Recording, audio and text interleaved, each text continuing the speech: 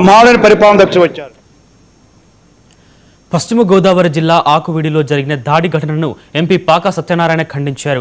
ఢిల్లీ నుంచి వచ్చిన ఆయన భీమవరం ప్రైవేట్ ఆసుపత్రిలో చికిత్స పొందుతున్న బాధితులను పరామర్శించి ఘటన వివరాలు తెలుసుకున్నారు. ఈ సందర్భంగా ఆయన మాట్లాడుతూ దాడి వెనుక కుట్రకోణం ఉందని, బాధ్యులపై కఠిన చర్యలు తీసుకోవాలని డిమాండ్ చేశారు. గ్రామంలోని రామాలయానికి 100 ఏళ్ల చరిత్ర ఉందని, ఆ గుడి భూమిపై అన్యమతస్థులు కన్నేసి దాడి చేశారని ఆరోపించారు. డిప్యూటీ స్పీకర్ రఘురామకృష్ణరాజు, కూటమి కార్యకర్తలు హిందూ భక్తులపై జరిగిన దాడిని తీవ్రంగా ఖండిస్తున్నామని తెలిపారు.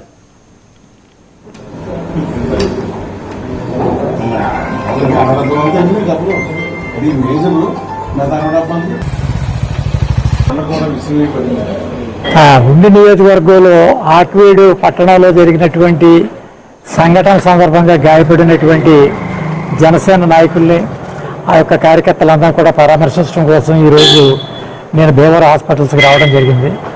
దీనికి సంబంధించినటువంటి విషయాలు కూలంకషంగా ఆలోచించిన తర్వాత ఇందులో కుట్రకోణం చాలా ప్రధానంగా కనపడుతున్నటువంటి విషయం చాలా స్పష్టంగా తేలుతా ఉంది.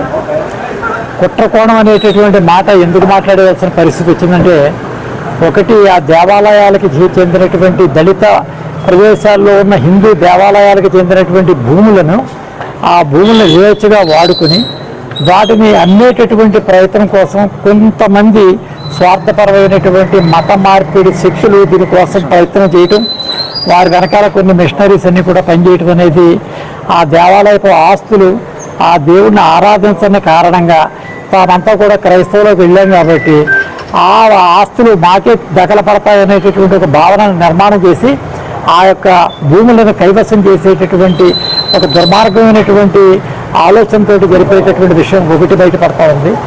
2, తాను ఏ వ్యక్తి అయినా మతం స్వీకరించడం అనేది తన వ్యక్తిగతమైనటువంటి ఇష్టం. ఏ వ్యక్తిని కూడా భారత రాజ్యాంగం ప్రకారం నిరోధించేటటువంటి హక్కు ఎవరికీ లేదు. మరి మతము విసర్జించినటువంటి వ్యక్తి తిరిగి అదే మతంలో హక్కులు పొందాలనేటటువంటి ఆలోచన ఏదైతే ఉన్నదో అది అత్యంత చట్ట విరుద్ధమైనటువంటి కార్యక్రమం.